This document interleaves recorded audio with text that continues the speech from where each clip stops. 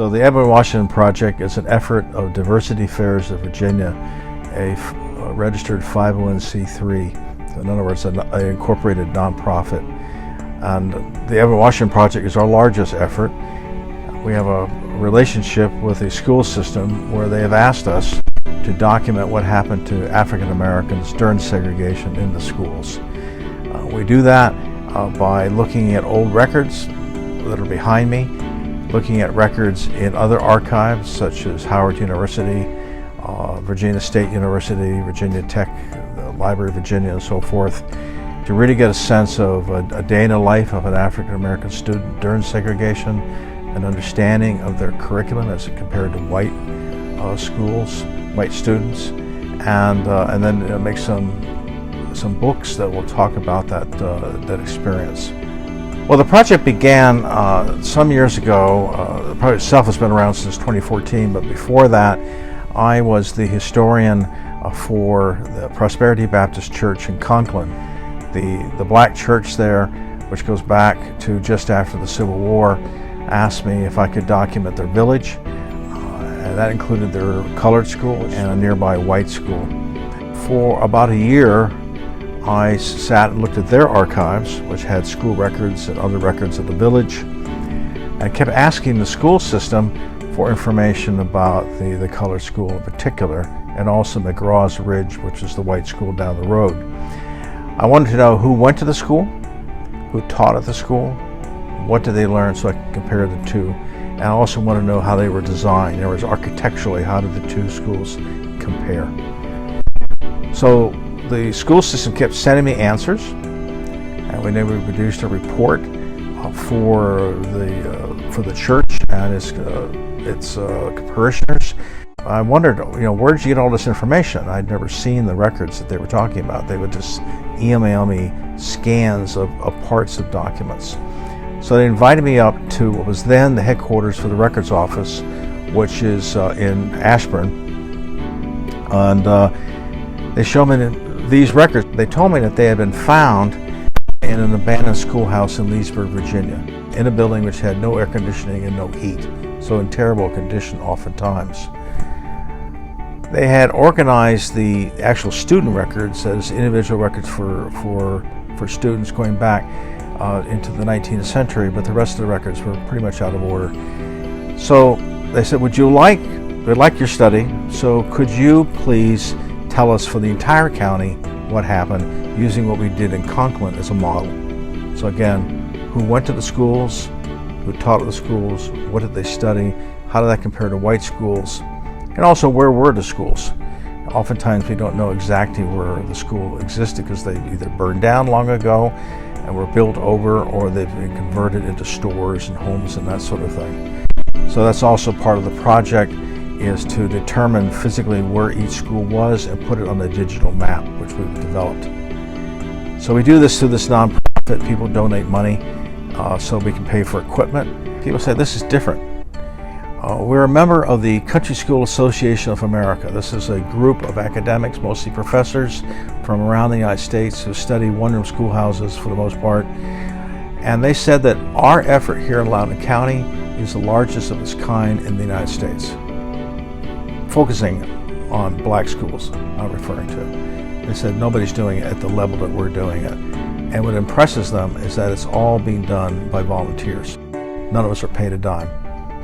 Any money we get goes into the research, into the equipment, the boxes, travel to look at schools, all those things.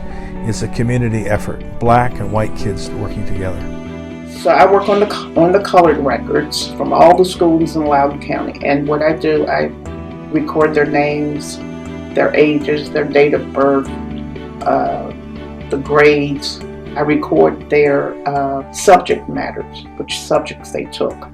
And then after I do that data, then I have to work on the school buildings, the size, whether they had most of them had outside toilets, with the school, the size of the school, whether the school had a flag, My task and role with the Edwin Washington Project is transcription, cataloging, and researching petitions that parents, mostly parents, and other stakeholders had written from approximately 1904 to the mid-1950s. Our petition effort starts with transcribing often handwritten petitions into digital Word documents, and we also scan all the petitions. And I'm also currently in the process of preparing a book that summarizes the basic topics that are addressed. We're doing biographical research on people that have actually sent in a petition. I can see the relationships between the African Americans in the community because I see all these people that I knew of. A lot of I've seen my parents' records from elementary, from first grade through high school. My aunts, so many people. It's overwhelming sometimes just to see all these names of people that I either knew or knew of that are no longer here. There's a lot of genealogy information that you can get from the records. So hopefully that will be one of the things that the project will be able to give, folks. I think what I've really been taken by is the fact that, as I mentioned, you have a particular population within the county and within the country for that matter. So this to me is more than a county project. This is U.S. history in first person and almost live, when you look at an original document.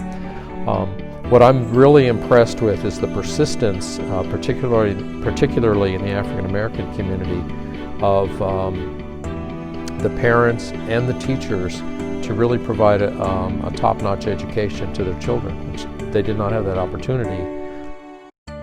This whole project, in fact, is named after a black student, Edwin Washington. This is the first example we have found of an African American youth demanding an education and coming up with a formula that was attractive to his white employers to do it. So we felt we needed to name the project after an African American. It had to be an African American who really wanted an education or fostered an education. In this case, it was a kid who wanted an education. So if you think of Edwin Washington, that zeal for education permeates the entire study. Everything we see indicates that the entire black community realized that the only way that they were going to survive, much less prosper, was by getting an education. So we're developing a database which extracts data from handwritten records in here and puts them into Excel spreadsheets, takes the information that we can share under state law so we can develop that understanding. And then we hope this will become a model for other counties to do the same thing with any records they might have.